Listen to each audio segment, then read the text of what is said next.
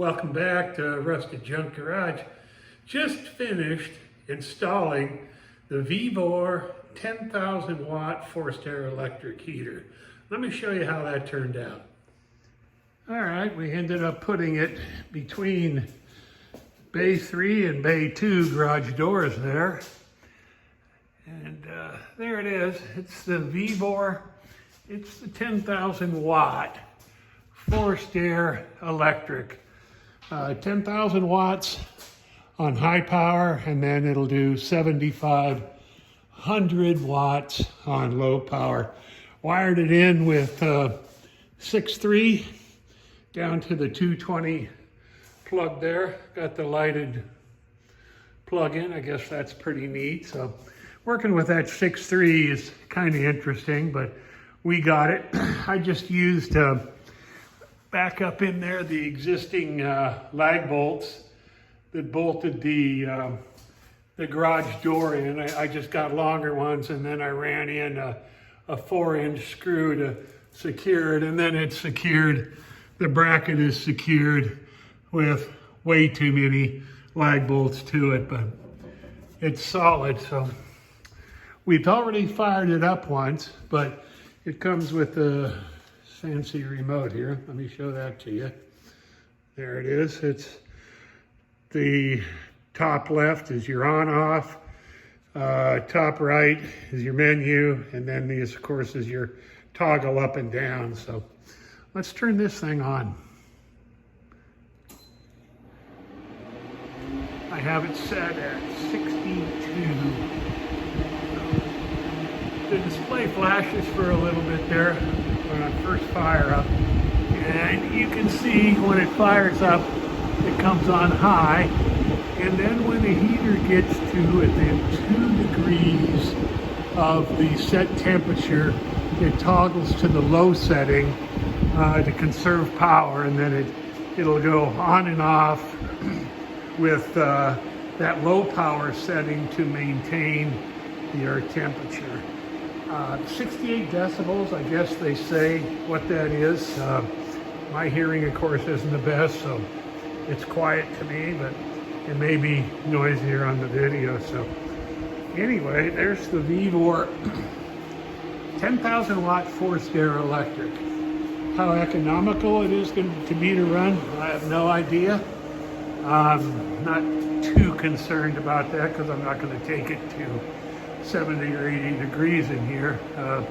62 to 65 is fine to work on the stuff in the garage here, and we've got boxes of things that need to be installed here, so we're going to get going on that at the Rusted Junk Garage. Now that we've got the lift there, heat, 220 power for the welders, we're all set up to go. So happy about that. Don't have to work on the cold floor and don't have to be cold working. We are at about 56 degrees in here right now, and I just turned the heater on. I believe the thermostat is set to 62, so we're going to let her run a few minutes and see how long it takes to get this thing up to 62. There, you got a good shot of that mercury. Okay, I pulled out the digital thermometer thing here. Let's see what this says.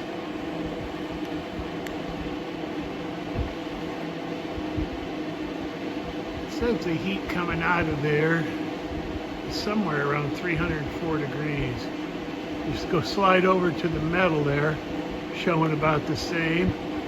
Let's go up to here, and the upper part is showing around 215 degrees.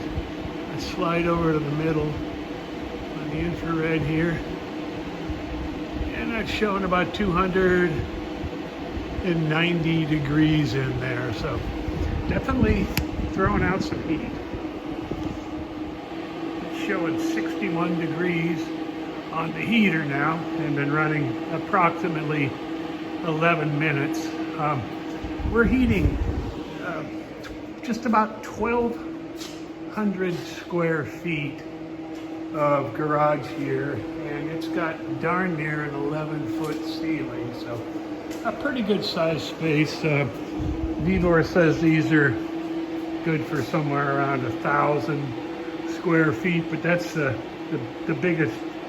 10K is the biggest that I saw that you could get without going to some god-awful high electrical 480 or whatever. So we're going to test this, keep this running here, and see how long it takes to get up to the 62 degrees.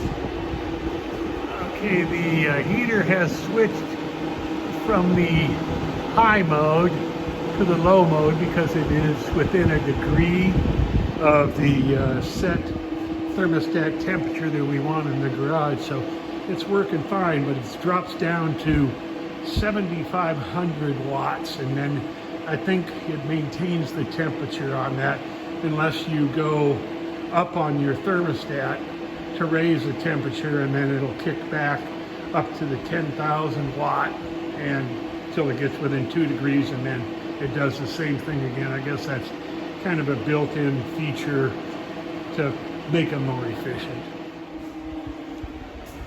Okay, the heater has reached the 62 degree setting and neither light is on. So it's fan only till it cools down, and then it'll cycle back on.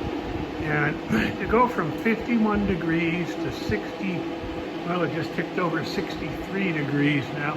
It took about 18 minutes, and that's heating 1,200 square feet, so not too bad.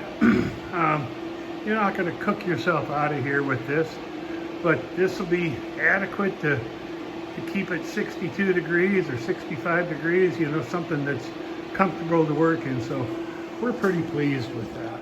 So there it is, the Vevor heater on the wall.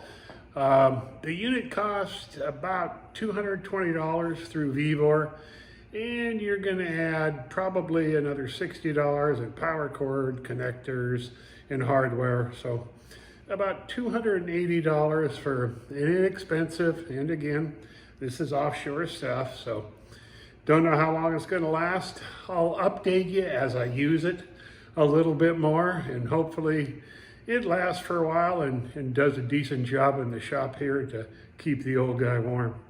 Thanks for joining us, Rusted Junk Garage. We'll catch you on the next one.